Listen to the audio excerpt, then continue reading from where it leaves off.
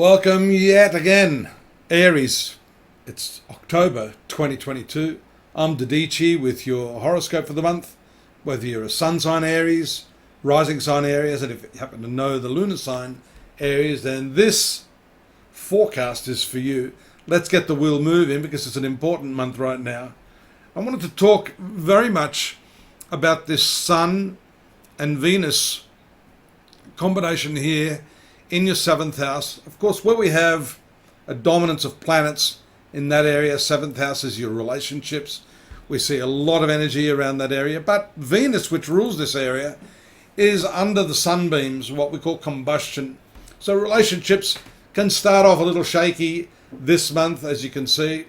Notice we've got Mercury going back into its direct motion after having been retrograde for some time, you'll be pleased to note. And that's important because it was retrograde in that 7th house, moved back out of Libra into Virgo. So obviously there's been a lot of stuff going on, an intensification of your relationships throughout that period of September. And just now, as the month of October gets underway, it's looking a lot better for you, especially in terms of your communication. Now around the 10th, keep your eye on the moon here. Around the 7th and 8th, it's going to move through this quieter 12th house of your horoscope. A little bit of a spiritual touch there.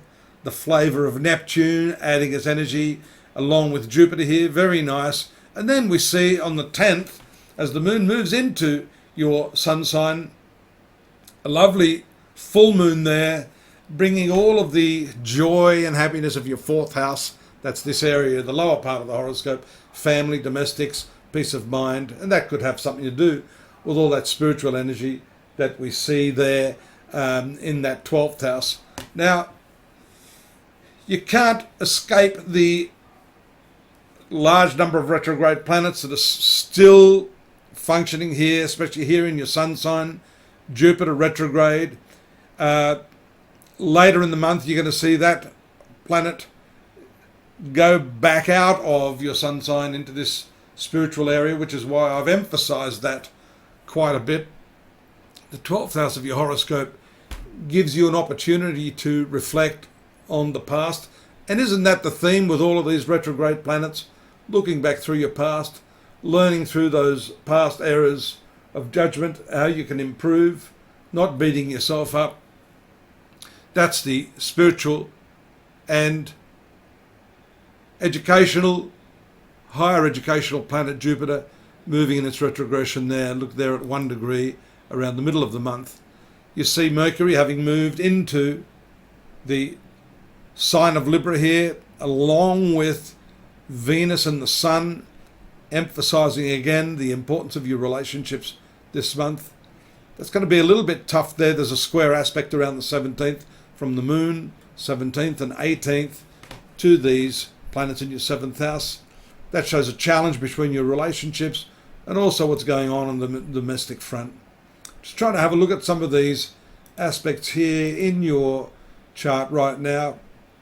We have to look importantly at the aspects to Mars from some of the other planets. On the 18th, the Sun trines Mars. That's a good one. Venus trines Mars on the 19th. And then on the 27th, Mercury trines Mars. So those 3 dates are all very auspicious for you, especially with your ruling planet moving down here in this 3rd house of travels, communication. Look at that nice aspect there between Mars and this 7th house stuff, which seems to be the theme this month. Still a bit of a dilemma there for you in the 11th house, but not to worry. I've been saying to my clients and possibly to you guys here that Saturn, which has been causing some spanner in the works, in the 11th house of friendship and social activities, moves stationary around the 23rd, 24th. You can see they're getting ready to move forward. There it is there, the 24th of October. A nice big move. Things move forward there in terms of your social life, friendships, networking, etc., etc.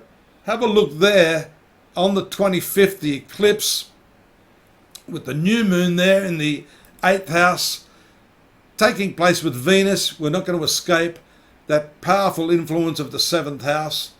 the Sun, Venus, the South Node and North Node and Uranus are all involved. This is a very powerful one taking place in your 8th house, which is the sexual house, the house of intimacy. And that, of course, carries forward, again, more information about your relationships and the deeper aspects, the psychological aspects, sexuality, sensuality.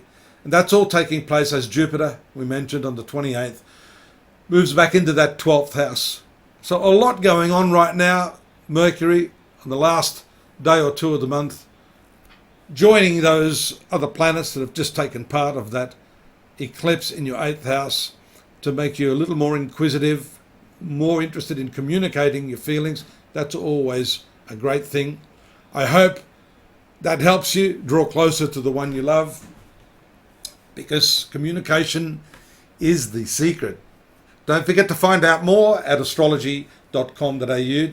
Click the subscribe button. We'd love to have your subscription. Tell your friends. We've got more information there on what's happening this month.